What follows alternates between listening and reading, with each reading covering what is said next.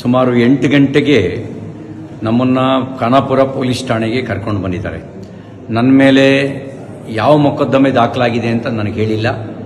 ನಾನು ಕೊಟ್ಟ ದೂರನ್ನು ಗಂಟೆಗಟ್ಟಲೆಯಿಂದ ಸ್ವೀಕಾರ ಮಾಡ್ದಲೇ ನಾನು 0 FIR ಹಾಕಿ ಅಂತ ಹೇಳ್ತಾ ಇದ್ದೀನಿ. ನಾನು ಕೊಟ್ಟ ದೂರನ್ನು ದಾಖಲಿಸ್ತಾ ಇಲ್ಲ. ಈಗ ಇಲ್ಲಿಂದ ಇನ್ನೆಲ್ಲಿಗೋ ಕರ್ಕೊಂಡು ಹೋಗುವಂಥ ಸಂಚು ನಡೆಸ್ತಾ ಇದ್ದಾರೆ. ಎಲ್ಲಿಗೆ ಕರ್ಕೊಂಡು ಹೋಗ್ತಾ ಇದ್ದಾರೆ ಅಂತ ಗೊತ್ತಿಲ್ಲ.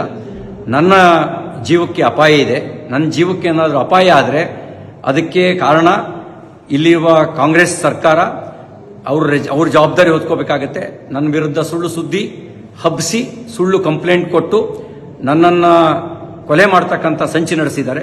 ಇದಕ್ಕೆ ಸಂಬಂಧಪಟ್ಟಂತೆ ನಾನು ಸಭಾಪತಿಗಳಿಗೂ ಈಗಾಗಲೇ ದೂರು ಕೊಟ್ಟಿದ್ದೀನಿ. ಹತ್ತತ್ರ 3:45 ಗಂಟೆ ಆಯಿತು. ನಾನು ಪೊಲೀಸ್ ಠಾಣೆಗೆ ಬಂದು ಏನು ದೂರಿದೆ ಅಂತಲೂ ಹೇಳಿಲ್ಲ, ನಮಗೆ ಏನು ಬೇಕು ಅಂತಲೂ ಕೇಳಿಲ್ಲ.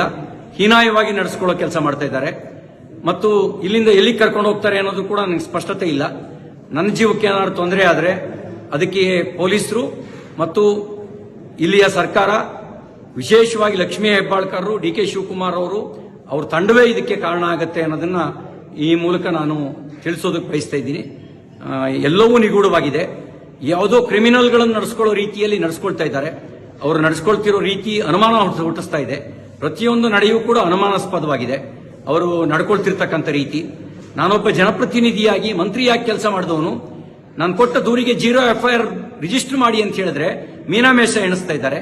ಇದೆಲ್ಲವೂ ಅವರು ತುರ್ತು ಪರಿಸ್ಥಿತಿಯ ಕಾಲಘಟ್ಟದಲ್ಲಿ ನಡ್ಕೊಳ್ಳೋ ರೀತಿಯಲ್ಲಿ ನಡ್ಕೊಳ್ತಾ ಇದ್ದಾರೆ. ನನಗೆ ನನ್ನನ್ನು ಇಲ್ಲಿಗೆ ಯಾಕೆ ಕರ್ಕೊಂಡ್ಬಂದ್ರಿ? ನೀವು ನನ್ನನ್ನು ಇಲ್ಲಿಗೆ ಯಾಕೆ ಕರ್ಕೊಂಡ್ಬಂದ್ರಿ? ನನ್ನನ್ನ ನಿಮ್ಮ ಉದ್ದೇಶ ನನ್ನ ಮರ್ಡರ್ ಮಾಡಕ್ಕೆ, ನನ್ನ ಮರ್ಡರ್ ಮಾಡಕ್ಕೆ ನೀವು ಉದ್ದೇಶ ಮಾಡಿರೋದು. ನನ್ನನ್ನು ಮರ್ಡರ್ ಮಾಡಕ್ಕೆ ಮಾಡಿದ್ರಿ. ಇಲ್ಲ ಅಂದ್ರೆ ಯಾಕೆ ಸುತ್ತಿಸ್ತಾ ಇದ್ದೀರಿ? 11 ಗಂಟೆಯಿಂದ ನೀವು ಖಾನಾಪುರದಿಂದ ಎಲ್ಲ ಸುತ್ತಿಸ್ಕೊಂಡ್ ಬಂದ್ರಿ. ನೀವು ಯಾಕೆ ಸುತ್ತಿಸ್ತಾ ಇದ್ದೀರಿ ನನ್ನನ್ನ? ನನಗೆ ಇಂಜುರಿ ಆದ್ಮೇಲೆ 3 ಗಂಟೆ ಮೇಲೆ ನೀವು